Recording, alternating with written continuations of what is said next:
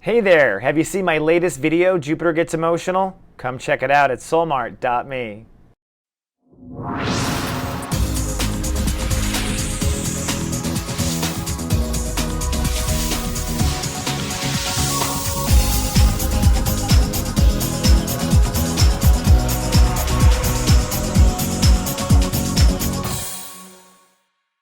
Namaste, and welcome to Soul Horoscopes Orbits Edition. From my webcam to yours, I'm Christopher Witecki, your astrologer and soul biographer, here to help you put the pieces of your karmic story together. And please forgive my absence the last 4 weeks. I have been facing my own karmic story, which has been repeating and repeating for the last year. So thank you to all those who sent good support, love, and your prayers. I really appreciate it. I got all the notes, everything. Thank you very much. So let's talk about what's going on. Have you had ascension sickness? That's what we call it when you have to grow super fast. When the spirit grows faster than the body, we get sick. Let's look at Mr. Orbits Man. Now, I don't know if you know this, but the planets all align with the chakras. And this map here shows you how each planet aligns with each chakra. Well, the chakra that's been giving us a sick stomach literally has been the third chakra, which is our yellow chakra. That's because thoughts and feelings come together there. Now, for the last year, Jupiter was in Gemini, expanding thoughts and throwing off the two in their balance. Now, Jupiter's in Cancer, having emotions expand and perhaps throwing them away from thoughts. So, put simply, if you're having ascension sickness, having problems eating, which may lead to problems sleeping, really what you need to do is align your thoughts with your feelings, get those two on the same side. Now, the sun is moving into Leo, which means we're working on the heart chakra, that beautiful green one there, and that means we'll be working on it for the next 2 months. You may not know this, but Chiron also rules the heart chakra along with the sun. So, healing, loving, being in the moment, that's what it's about. But let's look at the planets and what caused all this shift, shall we? Here's a sneak peek. Womp womp! That's right. That's Monday, if you don't know. And there's so much going on, I have to layer it piece by piece. It really begins with a soul pyramid. We got a soul pyramid in Earth starting off the week. That's going to allow us to change reality, rapid fire, and fast. On top of that, a soul pyramid in water, a grand trine aligning our emotions so we get used to the way it feels right away as well. A yod pointing to the sun pulls in our intuition and our ability to kill things into love. That's basically a creation yod right there. You can't put it any simpler than that. Then we've got an opposition, a little tug of war between Saturn and the Moon, 2 more oppositions, and a square. That's the one between Uranus and Pluto. We've been feeling that one for a long time. Another square between Uranus and Black Lilith. Oh, that's fun. One more square between the Sun and the Moon, so feelings and our love isn't talking to each other. And one more square. I love is not talking to boundaries. So all these parts of us are talking to us with the trines. All these parts of us are in fights with each other or ourselves. And that's what I'm going to talk about. When we get up in the ascension elevator and get up to the clouds, I'm going to talk about what this means for each of the 12 zodiacs in your rising signs and how it turns into happiness or not happiness for you. Look at that spiral graph. It's so pretty. All right, let's not wait any further. Let's take the ascension elevator and take a better look at you. Folks, this is your captain speaking. We realize you have a choice in the astrologers you choose to fly with. We'd just like to thank you for flying with Christopher Witecki. Hello, my innovators, and welcome now to 33,000 feet for the bird's eye view of you. This is for Aquariuses and Aquarius risings.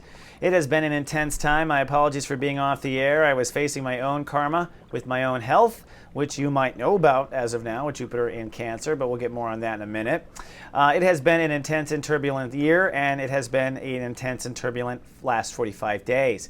Jupiter shifted from Gemini to Cancer.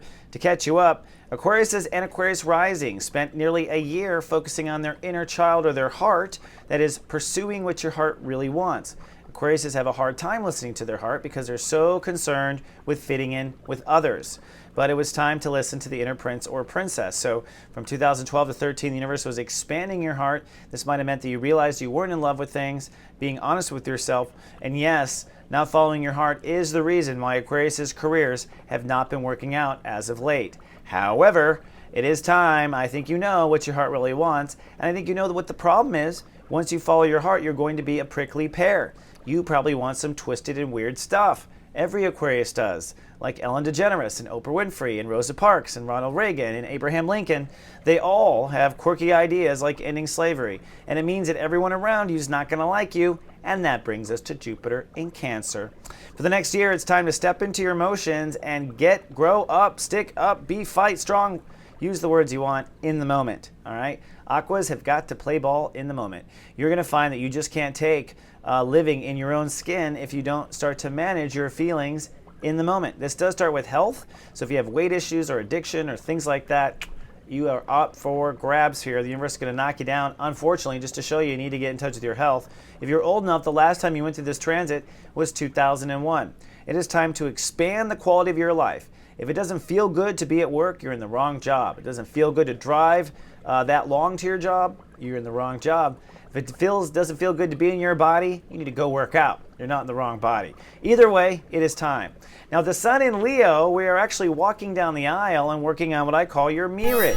You're going to be focusing on the next 30 days, the I give, I receive consciousness, what Libras are good at. This is where you draw the line or how you balance yourself with the world.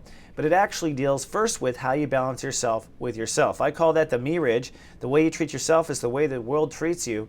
So learning balance with yourself, relations and fairness, starting with yourself, that's what this 7 days is about. And that's where the breakdowns may happen if they haven't already. So it may not be that you are, it might be that you have a weight issue, but it's also that you're mean to yourself or that you ignore your starving heart, which is why you overate. Right? So mirage and reality do come close together.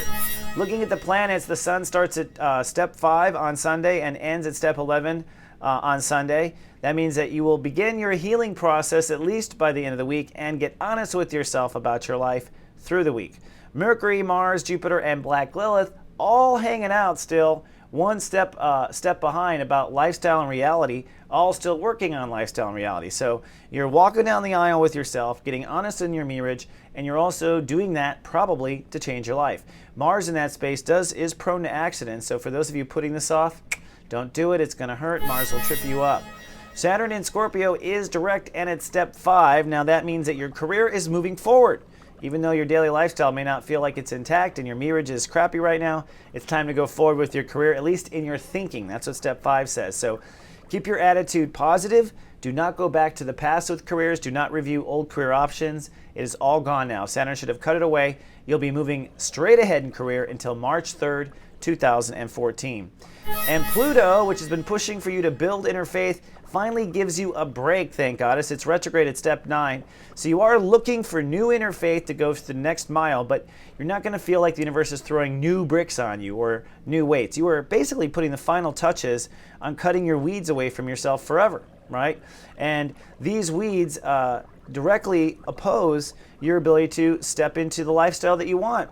A lot of your lifestyle health issues, live happy in the moment, comes down to self-sabotage behavior or ignoring subconscious issues or not being psychic or having any spiritual connection to yourself at all. So all of this kind of applies with Pluto. Now let's take a quick look at last week and how the whole transit started. It started with a full moon in your sign on Tuesday the 23rd. That meant an ego versus mirage transit. You might have gotten into an argument with your honey or with yourself. Your ego was full of itself and the sun was moving into Leo. So it was really kind of breaking apart those seams, maybe in a relationship as well. By the weekend, you might have had breakdown in your partnerships, marriages, and particularly with yourself. Let yourself down, maybe felt like you have not been there for yourself. You might feel extremely lonely, having a loneliness breakdown. That is because you are not there for yourself. If you're feeling lonely, it's not solved through another person, but at least now you know. Moving to this week, it's really about contemplation. You're contemplating basically where to draw the lines with yourself in your mirage and what you want to do. Now, Jupiter at 7 degrees all week long means spiritual miracles are possible if you listen to your God consciousness, your psychic ability, particularly your body. If you're trying to heal over something or deal with a dis-ease in your body, you want to listen to your intuition and the advice of others this whole week. God Universe is trying to bring spiritual miracles. I talk about that in the Act 2 video, so if you have yours, go watch it this week. It's important. Neptune is ruling 2 days this week, 30th and the 31st. That's 2 days of extra spirit, while Neptune itself is retrograde and Jupiter's talking to Neptune. So spiritual miracles all week. But here's the thing. With Neptune retrograde, you do have to go meditate, do the yoga or whatever. One thing I've learned, even I am a natural born psychic, but if I don't ask the question during Neptune retrograde, I don't get the answer. So don't expect it just to come rolling over your feet. You got to do some work, all right, some spiritual work to get your answers. And what are we asking? We're asking where you draw the line with yourself. And if you're trying to determine whether or not you want to leave a relationship with somebody or change a relationship, again, it's about the relationship to yourself. If you're in a bad relationship, you're really crappy to yourself to let yourself marry someone you don't like, right? So it's that kind of quantum thinking, Aqua. Absolutely. By Thursday, you are deciding what will go, probably relationships, probably what will go in your own marriage. That is the skull and crossbones. It's time to decide and kill off the parts of your marriage that won't work. This probably will affect other relationships, of course. You won't take action on that until Friday. So don't send the Dear John email until Friday. All right, that's just telling you. They'll be aggressive. Everyone's egotistical on Friday. That means the people who hear bad news can take it. The people who have to deliver bad news can deliver it. All right. And then lastly, Saturday, that's our butterfly day. If you have done the work to cut away the marriage part of you that doesn't work and cleared room for a new lifestyle of loving yourself in the moment, you will feel like a butterfly on Saturday, loving and trusting that the future is coming and the potential of real relationships. For those of you who are in bad relationships right now, this is all about deciding if it's time to leave. And for those of you who are single, this is all about committing to your own marriage so that you can draw on the person that you may want. Now let's take a sneak peek at next week. The big days are Sunday, which is a Synergy Energy Day. It'll be a healing day on Sunday. So if this week really sucks, just get the Sunday. And then next week, Tuesday, the 6th, that's Lightcast Day. It's Uranus ruled, and spiritual miracles are reality. So if you pray for one this week, you might see it show up as soon as next Tuesday or Wednesday. That's just how the planets are showing. Now, before you go, I want to go down to Earth and show you a couple of things.